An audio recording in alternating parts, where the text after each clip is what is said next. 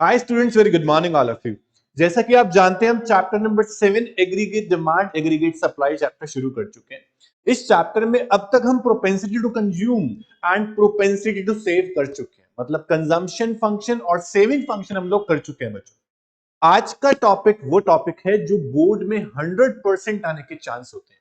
ये क्वेश्चन ऐसा क्वेश्चन है कि एग्जाम में आपको हमेशा दिखता है। क्वेश्चन क्या है? Derive saving curve from consumption curve. Derive saving function from consumption function. Use diagram, explain the process. ये क्वेश्चन आपके सामने है बच्चों। Explain the process of deriving saving curve from consumption curve and explain the process of derivation show in this diagram. उसके बाद लिखा है the point at which APC is 1 at point at which APS is negative या APS 0 भी आपको बोल सकते हैं। तो ये जो क्वेश्चन है बच्चों, ये एग्जाम में जरूर आ सकता है। इस क्वेश्चन की मार्क जो स्कीम है वो 4 मार्क या 6 मार्क का एक क्वेश्चन बन सकता है। 4 मार्क में आने के चांसेस के ज्यादा होते हैं। तो क्वेश्चन को बहुत ध्यान से सुनना है। इतना मुश्किल नहीं है क्योंकि आप कंजम्पशन फंक्शन भी पढ़ चुके हैं, आप सेविंग फंक्शन भी पढ़ चुके हैं। अब क्या करना है? आपको सिर्फ दोनों को कनेक्ट करना है। कनेक्ट कैसे करना है, इंपॉर्टेंट बात है। तो आपको बहुत ध्यान से सुनना है। मैं क्वेश्चन कराने जा रहा हूं आपको, derivate saving curve from consumption curve और derive saving function from consumption function. Use diagram. ध्यान से सुनिएगा। इसमें मोस्ट इंपॉर्टेंट क्या है? मोस्ट इंपॉर्टेंट ये है कि आपका डायग्राम बिल्कुल परफेक्ट हो, डायग्राम में कोई लेबलिंग मिसिंग ना हो, उसके बाद एक्सप्लेनेशन में कोई गलती ना हो। ध्यान से सुनना बच्चों। Question is draw a straight line consumption curve. सबसे पहले बोलता है आपको कंजम्पशन कर्व ड्रॉ करना है, उस कंजम्पशन कर्व से आपको डिराइव करना है saving curve. Explain the process of derivation. अब डिराइव करना क्या होता है? डेरिवेट मतलब क्या होता है कि किसी चीज को ओरिजिनेट करना, निकालना। किससे किससे निकालना? आपको गिवन है, आपको कंजम्पशन कर्व से सेविंग कर्व को डिराइव करना है बच्चा। बहुत इंपॉर्टेंट और बहुत ही आसान क्वेश्चन है। कैसे करना है आप ध्यान देना, सिखाऊंगा स्टेप बाय स्टेप। आप देखना कि मैं कैसे कैसे कर रहा हूं। चल शुरू करते हैं बच्चों। इसका उल्टा क्वेश्चन भी बन सकता है बच्चों। उल्टा क्वेश्चन कैसे? कि derive consumption curve from saving curve. अभी हम करने जा रहे हैं derive saving curve from consumption curve. तो सबसे पहली बात जो आपको माइंड में रखनी है, सबसे इंपॉर्टेंट बात यह है कि आपको क्या नीचे रखना है, क्या ऊपर। हम यहां दो डायग्राम बनाएंगे बच्चों। जिसको आपको डिराइव करना है वो कर्व आपका नीचे रहेगा, जिससे आपको डिराइव करना है वो कर्व आपका ऊपर रहेगा। बोले तो सेविंग कर्व आपका नीचे रहेगा क्योंकि सेविंग कर्व को डिराइव करने के लिए बोला गया, और कंजम्पशन कर्व आपका ऊपर रहेगा क्योंकि कंजम्पशन कर्व से आपको सेविंग कर्व डेरिवेट करना है। मेरी बात ध्यान से सुनना और ध्यान से देखना भी बच्चों। बहुत ही आसान है, मुश्किल इसके अंदर कुछ भी नहीं है। सबसे पहले जब भी हम डेरिवेशन करेंगे तो हम यहां पर दो डायग्राम बनाएंगे, एक कंजम्पशन का और दूसरा उसके नीचे सेविंग का। सर दो डायग्राम क्यों? बच्चा आपको बोला गया derive saving curve from consumption curve. अब दो कर्व क्यों बनेंगे? एक कर्व आपको डिराइव करना है, दूसरे से आपको डिराइव करना है। तो at least two curve should be there, एक कंजम्पशन कर्व और दूसरा सेविंग कर्व। अब क्वेश्चन ये आता है, बात ये आती है कि ऊपर कौन सा कर्व और नीचे कौन सा कर्व। सबसे पहली बात देखो, मैं यहां पर लिख रहा हूं बच्चा लोग कंजम्पशन। वाई? क्योंकि कंजम्पशन कर्व से आपको सेविंग कर्व डेरिवेट करना है, तो कंजम्पशन कर्व हमेशा आप लोग ऊपर लेंगे। और एक्स एक्सिस पे और वाई एक्सिस पे क्या प्लॉट करते हैं अच्छे से आप जानते हैं। हम लोग कंजम्पशन फंक्शन पढ़ चुके हैं, हम लोग सेविंग फंक्शन पढ़ चुके हैं, बस उनको कनेक्ट कर रहे हैं। इसलिए मैंने सेविंग नीचे लिया क्योंकि मुझे सेविंग कर्व डेरिवेट करना है, और कंजम्पशन कर्व ऊपर लिया क्योंकि कंजम्पशन कर्व से मुझे सेविंग कर्व डेरिवेट करना है। मैंने कुछ भी नहीं किया, सिर्फ दो डायग्राम बनाए हैं, ऊपर कंजम्पशन और नीचे सेविंग। जैसा कि आप लोग जानते हैं कि कंजम्पशन फंक्शन जो टॉपिक हमने किया था, प्रोपेंसिटी टू कंज्यूम टॉपिक हमने किया था, वहां हमने कंजम्पशन फंक्शन का डायग्राम बनाया था। कंजम्पशन फंक्शन के डायग्राम में मैंने दो कर्व बनाए थे बच्चा, एक इनकम कर्व, दूसरा कंजम्पशन कर्व। अब वो आपको याद होना चाहिए। अब याद नहीं है तो मैं याद दिलाऊंगा, आप ध्यान से देखना। सबसे पहले कंजम्पशन फंक्शन की बात करता हूं। तो कंजम्पशन फंक्शन था क्या? Consumption function refers to the functional relationship. Consumption function refers to the functional relationship between consumption and disposable income, या फिर between consumption and national income. ये था आपका कंजम्पशन फंक्शन। सेविंग फंक्शन क्या था? The functional relationship between savings and national income. तो दोनों ही, saving हो या कंजम्पशन हो, होते इनकम के फंक्शन है, तो हम इनकम तो जरूर लेंगे। कंजम्पशन फंक्शन से आपको सेविंग फंक्शन डेरिवेट करना है या सेविंग कर्व डेरिवेट करना है। कंजम्पशन कर्व से बात तो एक ही है, जो डेरिवेट करना है आपने वो कर्व नीचे बनाना है, आप ध्यान रखना। सबसे पहले काम क्या होगा? सबसे पहला आपका स्टेप होगा आपको कंजम्पशन फंक्शन बनाना है। और कंजम्पशन फंक्शन मैंने बता दिया आपको क्या होता है कि कंजम्पशन और नेशनल इनकम के फंक्शनल रिलेशन को बोलते हैं हम कंजम्पशन फंक्शन। तो सबसे पहले बना लेते हैं कंजम्पशन फंक्शन। तो कंजम्पशन फंक्शन बनाने के लिए सबसे पहले चाहिए बच्चों आपको income curve. Income curve is 45 degree straight line start from point of origin. ये आपका होता है इनकम कर्व। बहुत ही आसान, बहुत ही सिंपल। उसके बाद कंजम्पशन कर्व बनाते हैं। Consumption curve starts from above the point of origin and उसके बाद आप देखते हैं कंजम्पशन कर्व इनकम कर्व को इंटरसेक्ट भी करता था, तो इंटरसेक्ट किया। जहां पे कंजम्पशन कर्व इनकम कर्व को इंटरसेक्ट करता था उस पॉइंट को हम बोलते थे बच्चों ब्रेक इवन पॉइंट। क्या बोलते थे? Break even point, where consumption is exactly same as income, consumption is equals to income. Break even point से पहले आप लोग देखते थे सी मोर देन वाई होता था, ब्रेक इवन पॉइंट के बाद आप देखते थे सी लेस देन वाई होता था। ये आपको चीजें याद होनी चाहिए। अब जो ओ से लेके सी तक ये गैप है, इस गैप को आप क्या बोलते थे बच्चों? इसको बोलते थे आप सी बार, बोले तो ऑटोनॉमस कंजम्पशन। ये सारी बातें आपको समझ में आनी चाहिए। अब सेविंग कर्व डेरिवेट कैसे होगा? सेविंग कर्व को डेरिवेट करने के लिए आपको दूसरा स्टेप ये है कि जहां पर कंजम्पशन कर्व और इनकम कर्व इंटरसेक्ट कर रहे हैं वहां से आपको एक परपेंडिकुलर लाइन नीचे तक, मतलब सेविंग कर्व नीचे से शुरू हो रहा है तो आपको वहां तक ये लाइन लेके जानी है बच्चों।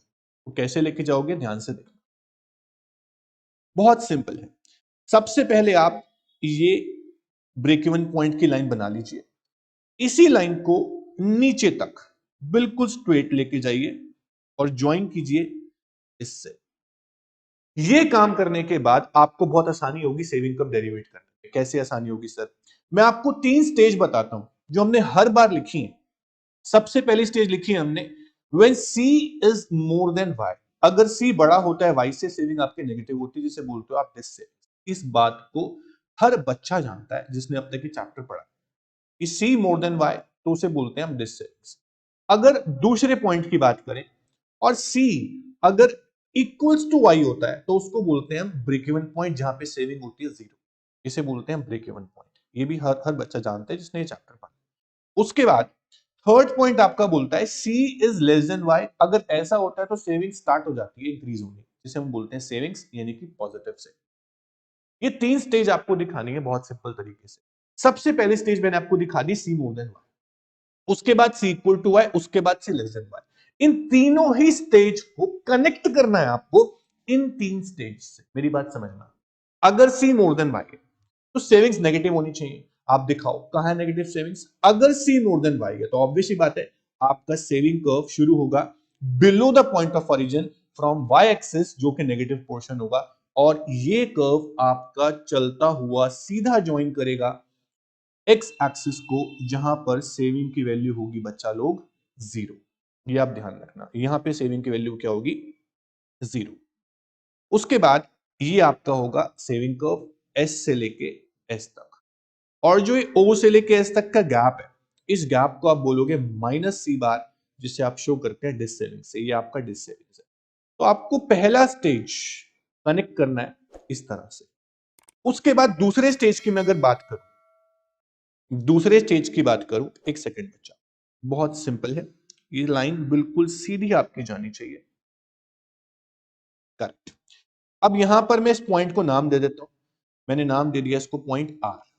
उसके बाद ये आपकी इनकम है ओ से लेके वाई तक। अब जब आपका कंजम्पशन बराबर है सेविंग के, ध्यान देना, आपका कंजम्पशन जब बराबर है सेविंग के तो आपकी सेविंग्स जो होती है, सॉरी, कंजम्पशन बराबर आपकी इनकम पे, जो आपकी सेविंग्स होती हैं वो क्या होती है? 0 होती है। तो आपको दिखाना है सेविंग इक्वल टू 0। उसके बाद आपका कंजम्पशन लेस है किससे? इनकम से। जब कंजम्पशन लेस देन इनकम होता है तो आपकी सेविंग्स जो होती है वो पॉजिटिव होती है, स्टार्ट्स इंक्रीजिंग। आप लिखोगे यहां पर से। बच्चों मैंने तीन स्टेज से कनेक्ट किया। कौन सी तीन स्टेज से कनेक्ट किया, ध्यान देना। जब सी मोर देन वाई था, तो मैंने क्या किया, मैंने सेविंग को नेगेटिव दिखाया। यहां देखो आप, जब सी मोर देन वाई था मैंने सेविंग्स को नेगेटिव दिखाया, और उसके बाद जब सी इक्वल्स टू वाई था मैंने सेविंग्स को जीरो दिखाया। करेक्ट है ना? उसके बाद जब सी लेस देन वाई था मैंने सेविंग्स को पॉजिटिव दिखाया। ये तीन स्टेज आपको अच्छे से दिखानी है बच्चों। C more than Y, saving negative; C equal to Y, saving zero; C less than Y, saving starts increasing and remains positive. और ये आपका वाई एक्सिस आपको पता है। तो X axis, Y axis, origin और बाकी सारी लेबलिंग आपकी कंप्लीट होनी चाहिए, तब जाके आप सेविंग को डेरिवेट कर सकते। अब मोस्ट इंपॉर्टेंट बात क्या है कि इस डायग्राम को बनाने के बाद देखो क्वेश्चन क्या था, derive saving curve from consumption curve. आपको सेविंग कर्व डिराइव करना है किससे? कंजम्पशन कर्व से। हमने सबसे पहले क्या बनाया? Consumption curve. कंजम्पशन कर्व बनाने के बाद हमने सेविंग कर्व डिराइव किया, जो नीचे डिराइव हो गया। और अब कह रहा है एक्सप्लेन द प्रोसेस। ठीक है, ये हम एक्सप्लेन करेंगे अभी, लेकिन जो बाकी के दो पॉइंट है उस पर ध्यान दो।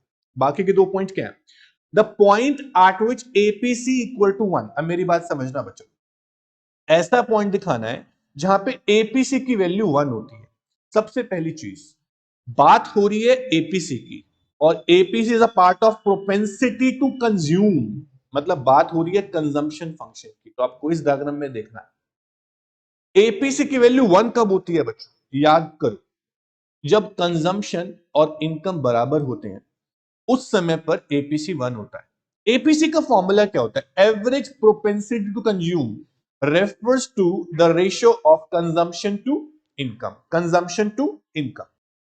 एपीसी 1 तब होगा जब सी और वाई दोनों वैल्यू सेम होंगी। समझ में आता है बच्चों आपको? अगर सी यानी कंजम्पशन इज 50 और इनकम इज ऑल्सो 50, एपीसी आपका 1 आ सकता है।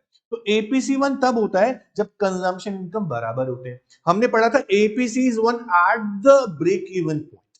एपीसी 1 होता है ब्रेक इवन पॉइंट पर। तो ब्रेक इवन पॉइंट पर हम दिखा देंगे एपीसी इक्वल्स टू 1। ये आपका पहला पॉइंट था जो आपको क्वेश्चन पूछ रहा था कि एपीसी की वैल्यू 1 कब होगी। हमने बता दिया ब्रेक इवन पॉइंट पे। आगे पूछता है ऐसा पॉइंट कहीं पर जहां एपीएस की वैल्यू नेगेटिव हो। देखो बच्चों, एपीएस नेगेटिव तब होता है जब सेविंग्स नेगेटिव होती है, मतलब जब सी मोर देन वाई होता है। तो सेविंग्स नेगेटिव आपकी इधर है, तो इधर किसी भी पॉइंट पे आप दिखा सकते हो कि इधर किसी पॉइंट पर भी एपीएस आपका नेगेटिव होगा। लेकिन अगर ये पूछता कि एपीएस जीरो कब होगा, तो इस पॉइंट पर आप दिखाओगे एपीएस जीरो होगा, क्योंकि सेविंग्स अगर जीरो है तो एपीएस भी जीरो होगा। ठीक है बच्चों, उसके बाद अब मेन बात आती है कि एक्सप्लेनेशन कैसे की जाए, क्योंकि 2 मार्क्स मान लो आपके डायग्राम के हो गए, 4 मार्क का क्वेश्चन है, 2 मार्क आपके डायग्राम के हो गए, तो 2 मार्क्स एक्सप्लेनेशन के भी तो एक्सप्लेनेशन गलत नहीं होनी चाहिए, और एक्सप्लेनेशन में हर वो चीज आपको शो करनी है जो डायग्राम में आपने बनाई। सबसे इंपॉर्टेंट बात ये है। चलो आपको दिखाता हूं एक्सप्लेनेशन कैसे करते हैं बच्चों। नोट्स पे आते हैं। ओके चलो देखो बच्चों, नोट्स में आपको क्या दिखाना है। सबसे पहले हम इस कर्व की बात करते हैं। आपको सेविंग कर्व डेरिवेट करना है कंजम्पशन कर्व से। ये आपके सामने है, derivation of saving curve from consumption curve. देखो सबसे पहले आप लोगों ने क्या किया था, आपने कंजम्पशन कर्व बनाया, आपने ब्रेक इवन पॉइंट दिखाया, एपीसी 1 भी आपने दिखाया, सेविंग कर्व ड्रॉ कर लिया। अब एक्सप्लेनेशन कैसे की जाए, ध्यान देना। ये दो डायग्राम बने हुए हैं। जो ऊपर वाला कर्व है इसको बोलता हूं मैं पैनल ए। ओके, पैनल ए। और जो नीचे वाला कर्व है इसको बोलता हूं पैनल बी। दो पैनल आपके सामने। एक्सप्लेन कैसे करेंगे आप? In the given diagram there are two panels A and B, इतना आप बता दें। उसके बाद इन पैनल ए, जो ऊपर वाला पैनल है, वहां पर जो सीसी कर्व है वो कंजम्पशन कर्व है, ये आपको बता दें। इन panel A CC curve is consumption curve and OY is the income curve. Income curve is OY. दोनों ही कर्व इंटरसेक्ट करेंगे एट पॉइंट ई पे, जिसको बोलेंगे ब्रेक इवन पॉइंट। आपको बताना पड़ेगा, और ये भी बताना पड़ेगा at zero level of income there is some autonomous consumption shown by gap OC. देखो ये आपका गैप है ओ से लेकर सी तक, इसको बोलते हैं हम ऑटोनॉमस कंजम्पशन। ये आपको बताना है, हर वो चीज बतानी है जो डायग्राम में लिखी हुई। और क्या लिखा हुआ है, before the break even point C is more than Y, ये आपको बताना पड़ेगा। After the break even point C is less than Y, ये आपको बताना पड़ेगा। उसके बाद आएंगे पैनल बी पे। पैनल बी के अंदर वाई एक्सिस में आपकी सेविंग्स है, एक्स पे आपकी इनकम। सेविंग कर्व शुरू होता है below the point of origin from negative Y axis, ये आपको दिखाने की डिस सेविंग्स है। इस तरह से आप एक्सप्लेन करोगे, देखो कैसे एक्सप्लेन करना है।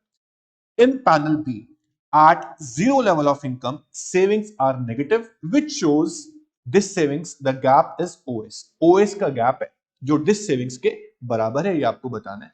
उसके बाद as a result, saving curve start from point S negative axis से शुरू हो रहा है, हमने बता दिया।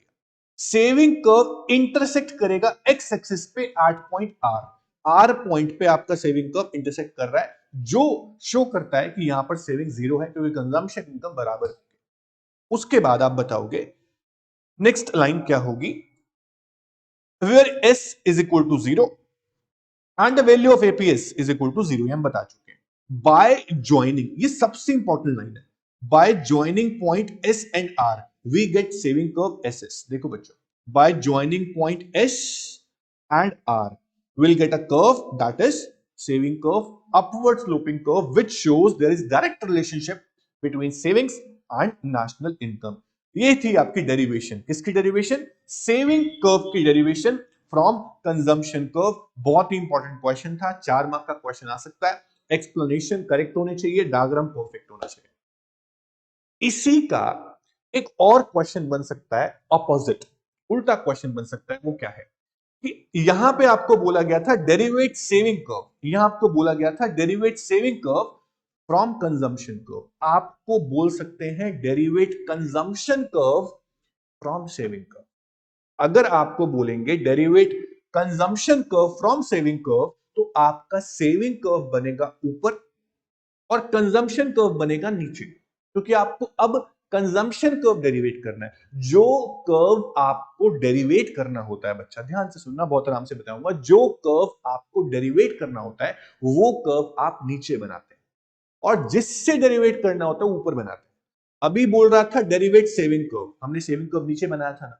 अब बोल रहा है derivative consumption curve from saving curve, तो सेविंग कर्व ऊपर, कंजम्पशन कर्व नीचे। बहुत सिंपल, आपको दिखाता हूं कैसे बनेगा। देखो बच्चों, ये क्वेश्चन मेरे सामने नोट्स में है। क्या क्वेश्चन है, we can also derive, we can also derive consumption curve from saving curve. इस केस में क्या करेंगे, इस केस में सेविंग कर्व बनेगा ऊपर, नंबर 1 पैनल ए। उसके बाद कंजम्पशन कर्व बनेगा नीचे, नंबर 2। कुछ नहीं करना, आपको सबसे पहले बनाना है सेविंग कर्व। सबसे पहले बनेगा सेविंग कर्व। आप सब दिखा दो, ओ से लेके एस का डिस्टेंस क्या होता है, डिस सेविंग्स होती है, सेविंग जीरो होती है, सेविंग पॉजिटिव होती है। अब उल्टा चलेगा, अगर सेविंग नेगेटिव है तो आप बताओ सी बड़ा होगा वाई से या छोटा होगा। अगर सेविंग नेगेटिव है इसका मतलब कंजम्पशन हमारा ज्यादा इनकम से, तो आपको वो लेवल दिखा देना है सी मोर देन वाई, अगर सेविंग नेगेटिव है तो।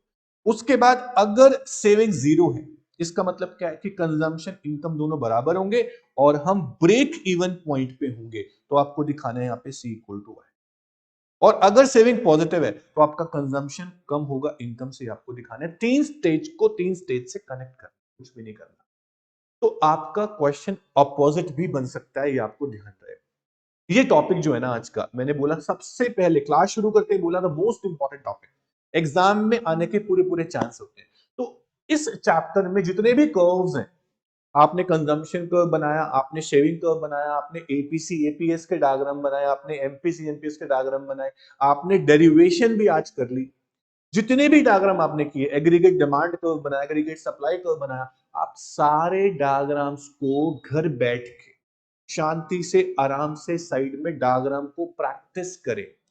एग्जाम में जब आप जाओगे डायग्राम डायरेक्ट वहां बनाना चाहोगे कि मैं आज मेरे को समझ में आ गया, दिख रहा है, यही तो करना है, इसमें समझ में आ गया। सर समझ में तो आपको आ गया होगा, जब आप डायग्राम डायरेक्टली बनाएंगे ना 2 से 3 दिन बाद, आपको पक्का दिक्कत होगी कि क्या था डायग्राम। दिक्कत तब नहीं होगी जब आप सेम डे डायग्राम की प्रैक्टिस कर लेंगे, और बीच बीच में भी आप प्रैक्टिस करते रहेंगे। आप डायग्राम नहीं भूलेंगे। डायग्राम जो इकोनॉमिक्स में होते हैं ना, ये देखने से समझ में आ जाते हैं, अरे बहुत आसान है, तो हो गया, सेविंग का ऊपर, कंजम्पशन को नीचे, करना ही क्या है। लेकिन जब आप बनाओगे ना बेटा, जब आप बनाओगे ना, तब दिक्कत आएगी। तो इसलिए आप प्रैक्टिस करो ताकि डायग्राम भूलो नहीं। मेरी बात को ध्यान से सुनना, मैं वो बातें बोलता हूं जो मैं एक्सपीरियंस करता हूं, और इतने सारे बच्चे आते हैं, सब बच्चों का रिजल्ट यही होता है कि मैं बोल रहा हूं कि दिक्कत होती है। इसलिए आपको दिक्कत ना हो तो आप प्रैक्टिस करें। ओके, सब बच्चे मेरे लिए बराबर है, आप भी और वो भी। तो आप प्रैक्टिस करें ताकि आपको दिक्कत कोई ना हो। Okay, explanation same as before. उसके बाद एक बात सुनना एक्सप्लेनेशन में, अगर सेविंग कब ऊपर आ गया, कंजम्पशन कब नीचे आ गया, तो आपकी एक्सप्लेनेशन भी ऊपर नीचे हो जाएगी। जो पहले एक्सप्लेनेशन पैनल बी की थी, अब वो पैनल ए में आएगी। तो पैनल ए में थी, वो पैनल बी में आ जाएगी। देखो बच्चों, हमने पिछले वाले टॉपिक में जहां पे सेविंग कर्व डेरिवेट करना था कंजम्पशन कर्व से, वहां पहले कंजम्पशन कर्व को एक्सप्लेन किया था, फिर सेविंग कर्व को एक्सप्लेन किया था। अभी क्वेश्चन उल्टा हो गया, derivative consumption curve from saving curve हो गया। तो कंजम्पशन कर्व के एक्सप्लेनेशन बाद में, पहले सेविंग कर्व की एक्सप्लेनेशन। चाहो तो देख लो, देखो क्या दिया हुआ है in panel A, at zero level of income savings are negative shown by gap OS. देखो पहले किसकी एक्सप्लेनेशन आ गई, सेविंग कर्व की आ गई, बाद में कंजम्पशन कर्व की एक्सप्लेनेशन है।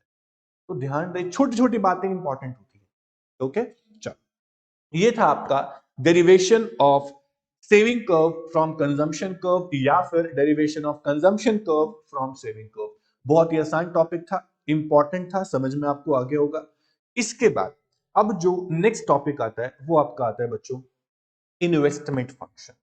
इन्वेस्टमेंट फंक्शन इस चैप्टर का नेक्स्ट टॉपिक है। अब मैं आपको इन्वेस्टमेंट फंक्शन शुरू कराऊंगा, थ्योरेटिकल टॉपिक है, बहुत ही आसान है, ध्यान से सुनिएगा। इन्वेस्टमेंट फंक्शन, चलो शुरू करते हैं। देखो बच्चा लोग, सबसे पहले आपको बताता हूं व्हाट इज इन्वेस्टमेंट। हर बच्चे को पता होता है इन्वेस्टमेंट क्या होता है, लेकिन थोड़ा सा कुछ चीजें नहीं पता होती, वो आप सुन लो। जो मैं आपको बताने वाला हूं वो आप सुनना कि मैं क्या बोलना चाहता हूं। इन्वेस्टमेंट की बात जब भी इकोनॉमिक्स में आती है ना बच्चों, मैं क्या बोलता हूं कि इन्वेस्टमेंट तो हर कोई करता है, लेकिन आप चैप्टर को देखो, चैप्टर को समझो, चैप्टर में क्या अजम्पशन ली गई है, कौन से सेक्टर को कौन सा फंक्शन दिया गया है। हमने जब क्लास शुरू की थी ना, तो हमने बोला था कि there are 4 sector in the economy, household sector, firm sector, government sector and rest of the world. Okay, household sector का फंक्शन था कंजम्पशन करना, consumption expenditure on consumer goods and services, denoted by C, consumption expenditure. उसके बाद था production sector यानी कि form sector. Forms का काम था इन्वेस्टमेंट करना, कैपिटल गुड्स परचेज करना और फर्दर प्रोडक्शन करना। तो इन्वेस्टमेंट एक्सपेंडिचर जो है वो फंक्शन किसका है, फॉर्म्स का है। अब तक हमने ये पढ़ा। उसके बाद है गवर्नमेंट। गवर्नमेंट का काम था वेलफेयर के लिए काम करना, कंज्यूमर गुड्स भी परचेज कर सकती है गवर्नमेंट, कैपिटल गुड्स भी परचेज कर सकती है। ओके, तो दोनों ही काम करती है गवर्नमेंट, इन्वेस्टमेंट भी कर सकती है कैपिटल गुड्स पे, और कंजम्पशन एक्सपेंडिचर तो करती ही है, वेलफेयर के लिए करती है सब कुछ। उसके बाद आता है rest of the world, import and export, उसका काम था नेट एक्सपोर्ट। तो अभी बात हो रही है इन्वेस्टमेंट फंक्शन की। इन्वेस्टमेंट, इन्वेस्टमेंट का मतलब क्या है कि ऐसी कैपिटल गुड्स, मैंने कैपिटल गुड्स क्यों बोला, मैंने कंज्यूमर गुड्स क्यों नहीं बोला। बच्चों देखो, मैंने भी एक वॉशिंग मशीन परचेज करी अपने घर के लिए, और अगर मेरी ड्राई क्लीनिंग की शॉप है, मैंने वहां पर भी एक कमर्शियल वॉशिंग मशीन परचेज करी कपड़े धोने के लिए, दोनों ही वॉशिंग मशीन, पर फर्क बहुत है। जो मेरे घर पे वॉशिंग मशीन है वो मुझे इनकम जनरेट करके नहीं देगी, जो मेरी ड्राई क्लीनिंग शॉप पे वॉशिंग मशीन है वो मुझे इनकम जनरेट करके देगी। इन्वेस्टमेंट कौन सी है, मेरे घर पे जो वॉशिंग मशीन है वो, या जो ड्राई क्लीनिंग शॉप पे वॉशिंग मशीन है वो, बोलो। जो washing machine dry cleaning shop पे, वो मुझे इनकम जनरेट करके देगी। तो इनकम जनरेट करने वाली एसेट्स को बोलते हैं इन्वेस्टमेंट। अब बोलो इन्वेस्टमेंट कौन सी होगी, कंज्यूमर गुड जो मेरे घर पे है, या फिर कैपिटल गुड जो ड्राई क्लीनिंग शॉप पे। Obvious capital goods. तो मैं बोलता हूं expenditure, expenditure on capital goods, expenditure on capital assets which generate more income. ऐसी गुड्स पे खर्चा करना जिससे आपकी इनकम और जनरेट होती है, उसे इन्वेस्टमेंट बोलते हैं। तो इन्वेस्टमेंट को हम इस तरह डिफाइन कर सकते हैं। अब expenditure on machine, equipment, tools, building, plant, machinery, सब क्या है, इन्वेस्टमेंट है, अगर वो आपको इनकम जनरेट करके देता है। इनकम जनरेट नहीं होती कोई भी एसेट आपने परचेज करी, उससे इनकम जनरेट नहीं हो रही, उसे मैं इन्वेस्टमेंट नहीं बोलूंगा। इनकम जनरेट करने के लिए ही हम इन्वेस्टमेंट करते हैं।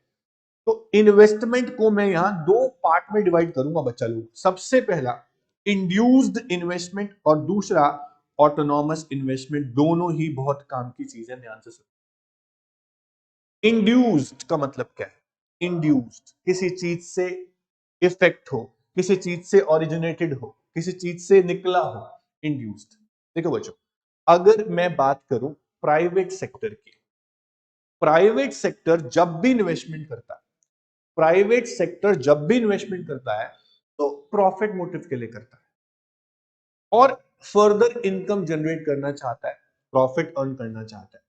तो मैं बोलता हूं ऐसी इन्वेस्टमेंट जो इनकम से इफेक्ट होती है, जो प्रॉफिट से इफेक्ट होती है, जो इनकम से इंड्यूस्ड है, जो प्रॉफिट से इंड्यूस्ड है, उसे बोलते हैं इंड्यूस इन्वेस्टमेंट। और इंड्यूस इन्वेस्टमेंट अगर प्रॉफिट से है, इनकम से है, तो कौन कर रहा है? प्राइवेट सेक्टर कर रहा है। कौन से मोटिव के लिए कर रहा है? प्रॉफिट मोटिव के लिए कर रहा है। दूसरी इन्वेस्टमेंट होती है autonomous investment. Autonomous, constant. Autonomous investment ऐसी इन्वेस्टमेंट जो इंडिपेंडेंट है। ऑटोनॉमस इन्वेस्टमेंट वो इन्वेस्टमेंट है जिसका प्रॉफिट से कोई मतलब नहीं है। ऑटोनॉमस इन्वेस्टमेंट वो इन्वेस्टमेंट है जो इनकम से इफेक्ट नहीं होती, प्रॉफिट से इफेक्ट नहीं होती। तो कौन कर रहा है इन्वेस्टमेंट? सर ये तो गवर्नमेंट ही कर सकती है, सोशल वेलफेयर के लिए। अगर गवर्नमेंट ने कोई इन्वेस्टमेंट की है सोशल वेलफेयर के लिए जिसका मोटिव प्रॉफिट नहीं है, इनकम से अफेक्टेड वो नहीं है, इनकम हो या ना हो, अगर इन्वेस्टमेंट गवर्नमेंट को करनी है तो करनी है, ऐसी इन्वेस्टमेंट ऑटोनॉमस इन्वेस्टमेंट जिसका इनकम से कोई मतलब नहीं है। मैं कह सकता हूं कि induced investment are income elastic. Elastic मतलब रिस्पॉन्स, इनकम में चेंज होगा तो इन्वेस्टमेंट में रिस्पॉन्स आया तो वो इंड्यूस इन्वेस्टमेंट होगी। क्योंकि इंड्यूस इन्वेस्टमेंट ही ऐसी इन्वेस्टमेंट है जो इनकम से इफेक्ट होती है, प्रॉफिट से इफेक्ट होती है। तो इंड्यूस इन्वेस्टमेंट कौन कर रहा है? प्राइवेट सेक्टर कर रहा है। ऑटोनॉमस कौन कर रहा है? गवर्नमेंट कर रही है। इंड्यूस इन्वेस्टमेंट कौन से मोटिव के लिए की जा रही है? प्रॉफिट के लिए की जा रही है। ऑटोनॉमस इन्वेस्टमेंट कौन से मोटिव के लिए की जा रही है? वेलफेयर के लिए की जा रही है। बहुत सिंपल है। चलो शुरू करते हैं। Induce investment it refers to the investment which depends upon the profit motive and directly affect by level of income. As income increase, investment also increase. These investments are done by private sector.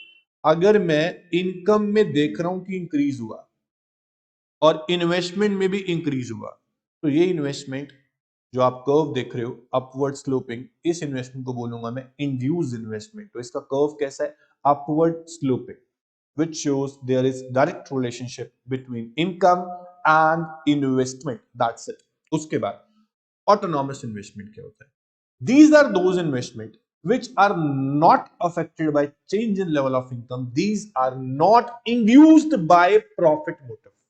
These are for welfare. Therefore, these are income inelastic. Income से कोई response में नहीं आने वाला.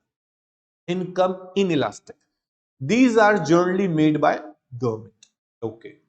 अगर income से कोई मतलब नहीं है तो इनकम बढ़े या इनकम कम हो, इस इन्वेस्टमेंट पे कोई फर्क नहीं पड़ेगा। इसलिए इसका कर्व कैसा होगा? Parallel to X axis, perfectly elastic, do not affected by level of income. This is called autonomous investment. बहुत ही सिंपल, बहुत ही आसान। उसके बाद डिफरेंस है इंड्यूस में, ऑटोनॉमस में। इसका मोटिव क्या है? प्रॉफिट है। इसका मोटिव क्या है? वेलफेयर है।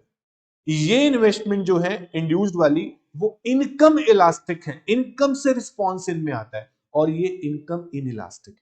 ठीक है। उसके बाद इंड्यूस इन्वेस्टमेंट का कर्व जो होगा वो अपवर्ड स्लोपिंग होगा, लेकिन ऑटोनॉमस का कर्व कैसा होगा? पैरेलल टू एक्स एक्सिस, क्योंकि इनकम से कोई मतलब है ही नहीं, इनकम बढ़े या कम हो, इन्वेस्टमेंट रिमेन्स कांस्टेंट।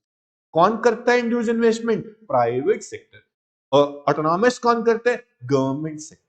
बहुत ही सिंपल था, बहुत ही आसान था। Autonomous investment and induce investment का डिफरेंस था। ओके। उसके बाद अब कुछ डेफिनेशंस मेरे सामने है। अब कुछ डेफिनेशन मेरे सामने है। Ex ante investment, x post investment, x ante savings, x post savings, full employment, involuntary unemployment और वॉलंटरी अनएम्प्लॉयमेंट। ये 8 डेफिनेशन, 7 8 जो भी डेफिनेशन है हम इसको डिस्कस करेंगे, समझेंगे, ध्यान देंगे। कोई भी डायग्राम, कोई भी टेबल अब यहाँ पर नहीं है, जो भी है थ्योरेटिकल है, ध्यान से सुनो। चलो शुरू करते हैं बच्चा लोग। सबसे पहले बात करता हूं एक्स एंड की। ध्यान देना, ध्यान देना बच्चों। एक्स एंड का मतलब क्या होता है आपको बता देता हूं। एक्स एंड मतलब होता है प्लान।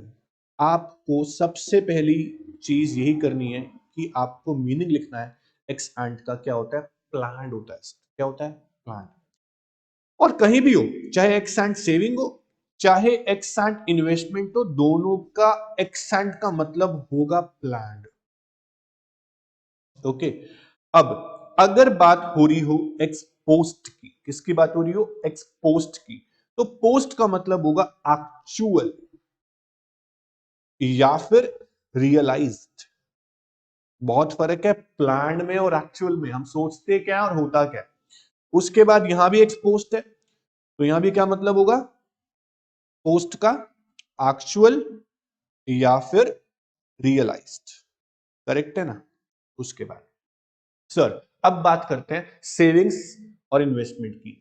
इन्वेस्टमेंट की बात हमने 2 मिनट पहले करी थी, इन्वेस्टमेंट क्या होती है। और सेविंग्स तो आपको पता है, savings is that part of income which is not consumed. जिसको खर्च नहीं किया गया वो आपका सेव हो गया। तो सेविंग कौन करता है? सेविंग करता है हाउस होल्ड। बच्चों हाउस होल्ड का काम क्या होता है? कंजम्पशन करना, कंज्यूमर गुड्स परचेज करना। और अगर कुछ खर्च होने के बाद बच जाए पैसा तो उसको सेव कर लेना। तो हाउस होल्ड लोग का काम क्या होता है? खर्चा करना और बचाना। फॉर्म्स का काम होता है इन्वेस्टमेंट करना। ये ध्यान रखना। हर चैप्टर में कुछ अलग बातें होती है। कुछ चैप्टर में किसी का मतलब कुछ और होता है, दूसरे चैप्टर में उसी का मतलब कुछ और बता देते हैं। अजम्पशन बेस्ड चीजें होती है। इकोनॉमिक्स है ही ऐसी चीज, कुछ समझाना चाहती है तो कुछ अजम्पशन जरूर लेगी। ठीक है, economics is perfect for me. मेरे को बहुत पसंद है, आपको भी पसंद आ रही होगी। तो बच्चों सेविंग्स कौन कर रहा है? House hold. इन्वेस्टमेंट कौन कर रहा है? फॉर्म। आपको दो बातें याद होनी चाहिए, इस टॉपिक को समझना है तो दो बातें याद रखो। सेविंग्स कौन कर रहा है? हाउस होल्ड कर रहे हैं। इन्वेस्टमेंट कौन कर रहा है? फॉर्म्स कर रही है। बात ही खत्म होगी। इन्वेस्टमेंट फॉर्म्स क्यों कर रही है सर? फॉर्म्स का काम है प्रॉफिट कमाना, प्रोडक्शन करना। प्रोडक्शन बिना इन्वेस्टमेंट के कैसे कर लेंगी? और हाउस होल्ड तो प्रोडक्शन नहीं कर रहा है ना, हाउस होल्ड तो सिर्फ खर्चा कर रहा है, बाकी बचा हुआ सेव कर रहा है। बात ही खत्म होगी। सेविंग्स और इन्वेस्टमेंट। चल अब एक्स एंड सेविंग, सबसे पहला पॉइंट है एक्स एंड सेविंग्स क्या होती है। मेरी बात को सुनना। एक्स एंड का मतलब है बॉस प्लान। हाउस होल्ड ने प्लान किया कि हम इतना सेव करेंगे इतनी इनकम में। हर बार जब भी इनकम डिफरेंट डिफरेंट होती है, हर बार हाउस होल्ड सोचते हैं इतना सेव करेंगे, इतना सेव करेंगे, इतना सेव करेंगे, होता कुछ और। बहुत रेयर चांस होता है जो हमने सोचा वो हमने सेव भी कर लिया, वो अलग बात है, वो इक्विलिब्रियम हो गया। जितना प्लान किया उतना सेव भी कर लिया। अगर मैं आपको बोलता हूं एक्स एंड सेविंग का मतलब क्या है, तो सुनना मैं क्या बोल रहा हूं। Ex ante savings, ex ante savings are those savings which are planned by all the households at different level of income.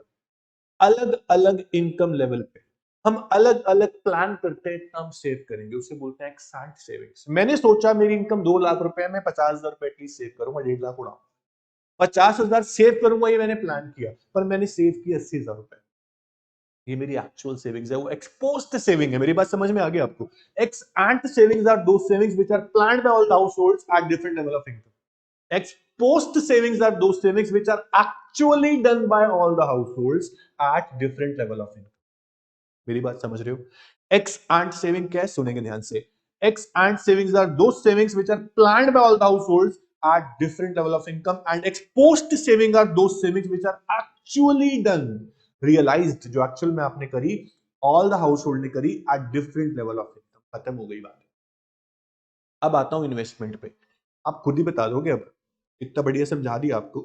X ante investment क्या होता है? एक्स एंड इन्वेस्टमेंट, इन्वेस्टमेंट कौन करता है? फॉर्म्स करती है। Ex ante investment are those investments which are planned by all the firms. Firms ने plan किया कि हम इतना इन्वेस्ट करेंगे, वो है आपकी एक्स एंड इन्वेस्टमेंट।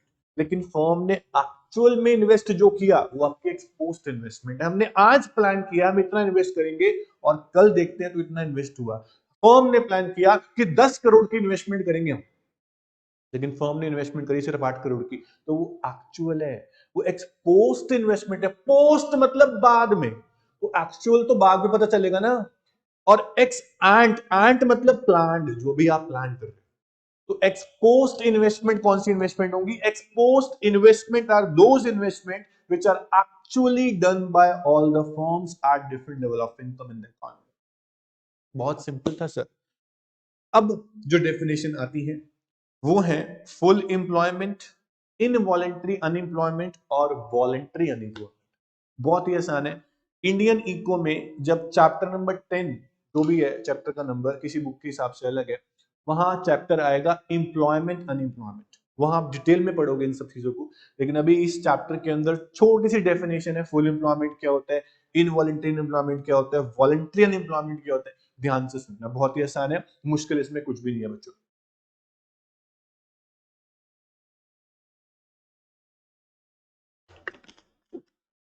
चलो सबसे पहले आते हैं फुल एम्प्लॉयमेंट पे। एक बात बताओ, इन रियलिटी क्या फुल एम्प्लॉयमेंट किसी भी इकोनॉमी के अंदर एग्जिस्ट करती है क्या?